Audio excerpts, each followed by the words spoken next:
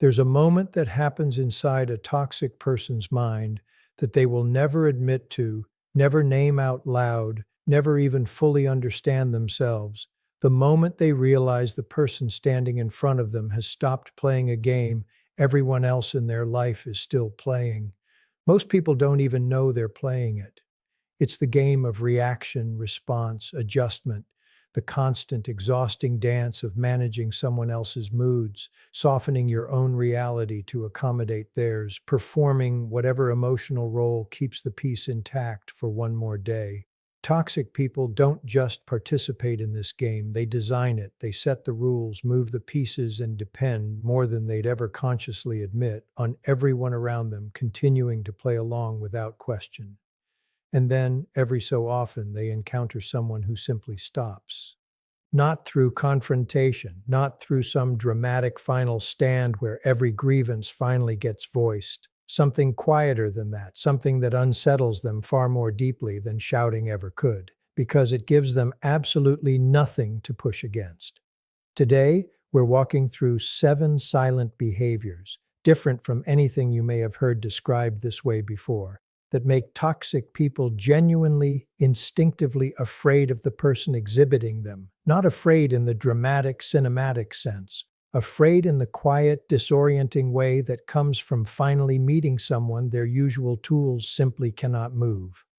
Let's start with the first one, because it undoes something toxic people depend on more than almost anything else. Number 1, you stop performing forgiveness before it's actually happened. Here's something almost nobody talks about when it comes to dealing with toxic people, and it's one of the most exhausting patterns most of us fall into without ever consciously choosing it: the performance of premature forgiveness. The reflexive "it's okay" offered before you've actually processed whether it's okay. The quick smile that smooths over a cutting comment before you've even registered how much it stung. The rush to reassure someone who just hurt you that everything is fine, simply because the tension of an unresolved moment feels more uncomfortable than the hurt itself. Toxic people rely on this reflex enormously, because it means they rarely have to actually sit with the consequences of their own behavior. The moment passes quickly, smoothed over by your automatic reassurance, and they're free to repeat the exact same behavior again, confident that your performance of forgiveness will arrive right on schedule, regardless of whether anything has actually been repaired. When you stop offering this performance, when you simply let a moment sit, unresolved, without rushing to declare it fine before you've genuinely decided whether it is, something shifts immediately in the dynamic. There's no more automatic relief for them to count on. No more quick resolution that lets them avoid ever really facing what they did. Just silence and the uncomfortable uncertainty of not knowing whether this time the usual reset button simply isn't coming. This isn't cruelty, and it isn't holding a grudge. It's simply refusing to manufacture peace you haven't actually arrived at yet. And for someone used to that manufactured peace showing up reliably, right on cue, its absence is deeply, immediately unsettling. Number 2, you let your face stay unreadable during their performance, not just their attacks. Most advice about dealing with toxic people focuses on staying calm during confrontation, during cruelty, during the obvious moments of attack.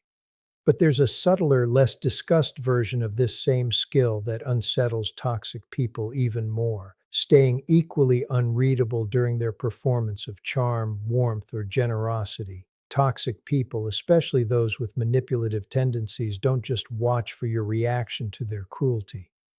They watch just as carefully for your reaction to their charm, the grand gesture, the sudden warmth, the compliment delivered with theatrical timing designed to produce visible gratitude, visible relief, visible confirmation that the good version of them has returned and all is forgiven. When you receive this performance with the same calm, unreadable neutrality you'd offer their cruelty, neither melting with relief nor performing gratitude you don't fully feel, it disrupts something they depend on just as heavily as your reaction to their bad behavior, because their charm isn't actually about making you happy. It's about restoring their sense of control, confirming that their influence over your emotional state remains intact regardless of which mood they're currently performing. A person who receives both their cruelty and their charm with the same level, observant calm, reveals something deeply destabilizing, that neither version of them actually holds the power they assumed it did. Number 3. You stop trying to win the version of the story where you're misunderstood. Toxic people are remarkably skilled at making you feel like you owe them a fully accurate account of your intentions, your feelings, your reasoning, as though if you could just explain yourself clearly enough, they'd finally understand and stop treating you unfairly. Most people spend enormous energy chasing this outcome, offering increasingly detailed explanations, increasingly patient clarifications, hoping that this time, finally, the right words will land. When you stop chasing this, when you simply allow yourself to be misunderstood without launching into another explanation, you remove one of their most reliable sources of leverage. Because as long as you're still trying to be understood correctly, you're still engaged, still invested, still handing them opportunities to twist your words, find new angles to argue, keep the conversation going indefinitely without ever actually resolving anything. Letting go of the need to be understood correctly by someone who has already shown you they're not interested in understanding you accurately is one of the most disorienting things you can do to a toxic person, because it tells them, without a single confrontational word, that their opinion of you has stopped being something you're willing to keep fighting for. Number 4, you stop offering your reasons before they ask for them. This one is subtle, but it changes the entire texture of how a toxic person can interact with you. Most people, especially those conditioned to avoid conflict, instinctively front-load their decisions with justification, explaining why they can't make it to something before anyone has even questioned it, offering a defense for a boundary before it's been challenged, essentially pre-negotiating their own choices in anticipation of pushback that hasn't happened yet.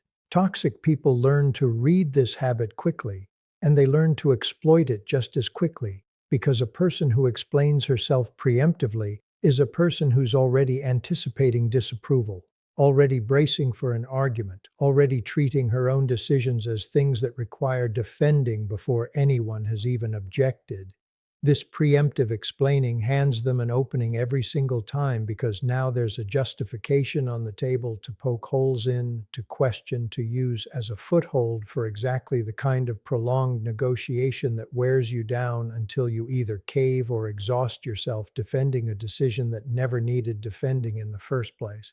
When you stop doing this, when you simply state a decision without immediately surrounding it in protective justification, you remove that opening entirely. I won't be able to make it. Full stop. No immediate follow-up explaining exactly why. No anxious elaboration meant to soften the delivery or preempt objection. If they ask why, you can decide in that moment how much you actually want to share. But you're no longer handing over material before it's even been requested, which means there's nothing sitting on the table for them to dismantle. This absence of preemptive justification unsettles toxic people because it signals something they're not used to encountering, a decision that doesn't require their approval in order to exist.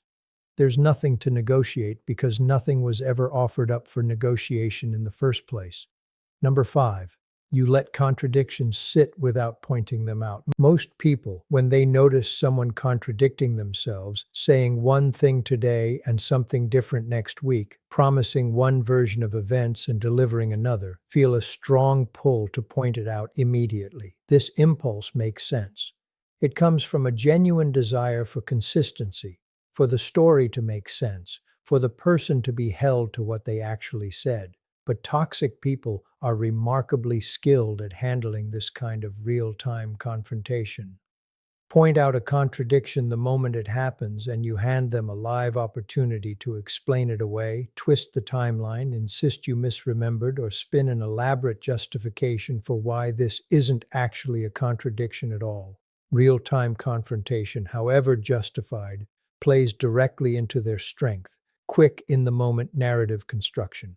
letting contradictions simply sit, noticing them privately without immediately calling attention to each one as it happens, denies them this real-time opportunity for damage control.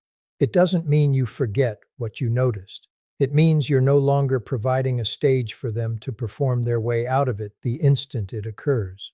Over time, these unspoken observations accumulate into something far more powerful than any single confrontation could achieve, a complete, undeniable picture that eventually informs a decision they never got the chance to argue their way around in advance because they never knew in real time exactly how much you were actually seeing.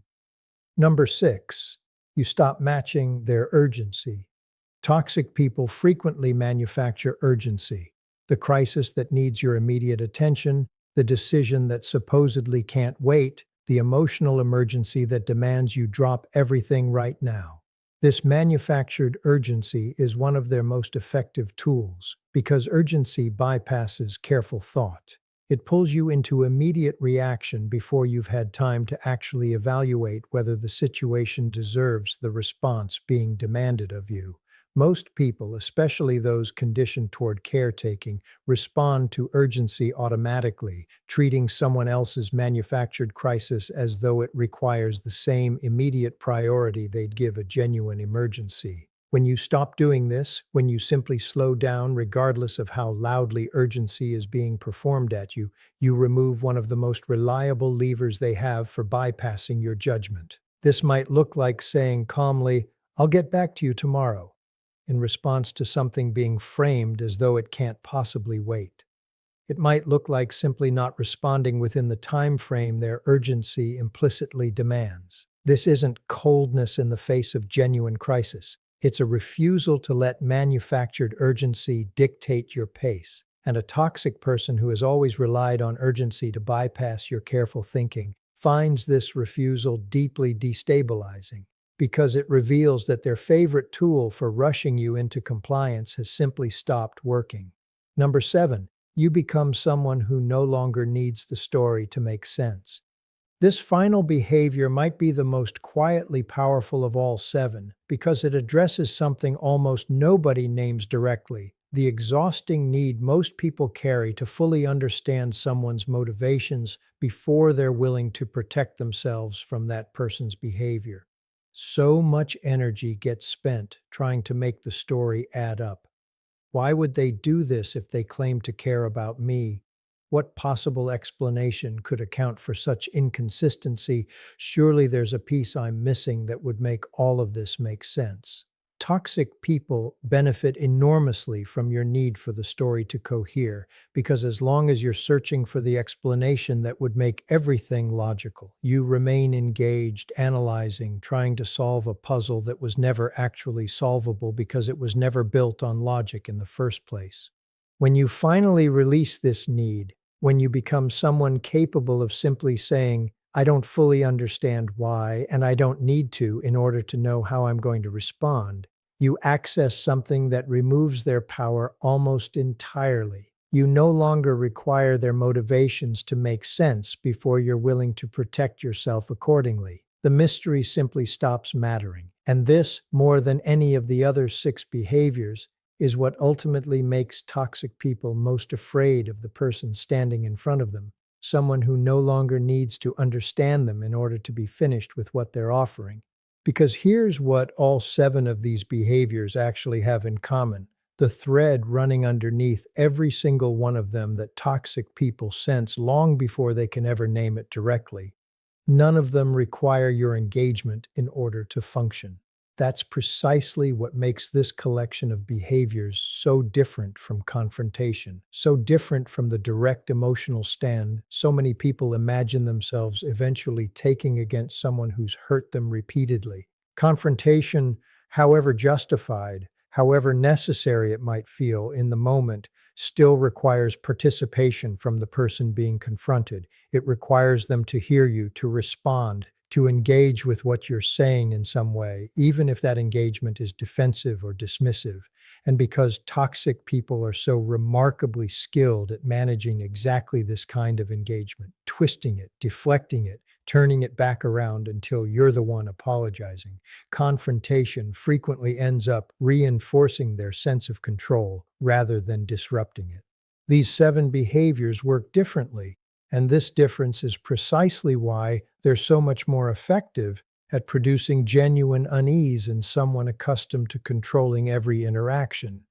Withholding premature forgiveness, staying unreadable through both cruelty and charm, releasing the need to be understood correctly, dropping the preemptive justifications, letting contradictions sit unspoken, refusing manufactured urgency, and no longer needing their story to make sense.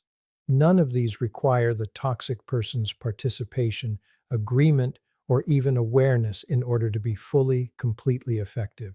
They function entirely within you, which means there's nothing external for them to manipulate, argue against, or twist into something more manageable. This is exactly why toxic people find this particular kind of person so much more unsettling than someone who fights back loudly. A loud fight, however exhausting, is still familiar territory, still a game with rules they know how to play, still an interaction that keeps them relevant, keeps their tactics active, keeps the entire dynamic centered around managing your reaction.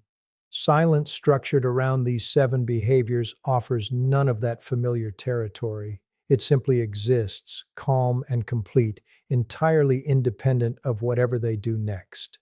This is worth understanding clearly if you're currently in the process of developing these behaviors yourself, because it explains something that might otherwise feel confusing or even a little frightening. The escalation that sometimes happens right before a toxic person finally backs away completely. If someone senses their usual tools have stopped producing results, the instinctive response isn't always immediate retreat. Sometimes it's the opposite, an intensified effort, a louder performance, a more desperate attempt to provoke exactly the reaction that stopped coming naturally. This escalation isn't evidence that these behaviors have failed. It's often the clearest evidence available that they're working exactly as intended, forcing someone who has always relied on your reactivity to reveal through sheer increased effort just how much they actually depended on it. Understanding this in advance matters enormously because it allows you to recognize escalation for what it actually is, the last, most visible phase of someone's tactics running out of room, rather than a sign that you should abandon the calm you've worked so hard to build and go back to the old patterns of engagement that used to keep this person feeling secure in their control over you. Here's what ultimately becomes available once these 7 behaviors move from conscious practice into something closer to your natural way of moving through the world. Toxic people simply stop testing you the way they used to, not because you demanded it, not because you announced new rules for how you'd allow yourself to be treated, but because your presence itself has quietly, consistently stopped offering them anything worth working for. There's no premature forgiveness to count on, no readable reaction to their performances, good or bad, no need for them to understand or approve of your decisions, no preemptive justifications to dismantle. No real-time confrontations to spin, no urgency to exploit, no mystery pulling you back in, searching for an explanation that would finally make their behavior make sense. What's left for them is simply the discomfort of encountering someone whose peace doesn't depend on their cooperation, someone whose next move can't be predicted by studying their usual pressure points, because those pressure points have quietly, completely stopped existing.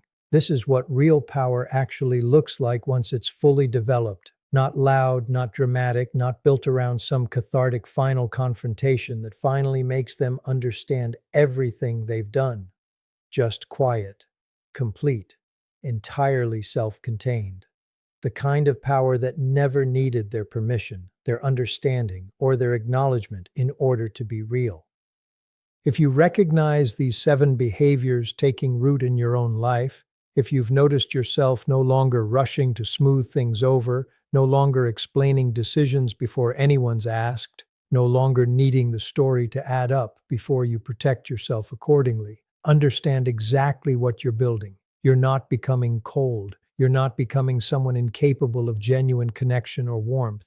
You're becoming someone whose stability no longer depends on anyone else's behavior, someone whose next move can no longer be studied, predicted, and exploited by people who've spent their entire lives depending on exactly that kind of predictability from everyone around them. And once you become that person fully and completely, something remarkable happens that no confrontation could ever achieve on its own. They simply stop trying, not because you won some final argument, but because there was never actually a game left for them to play with you again.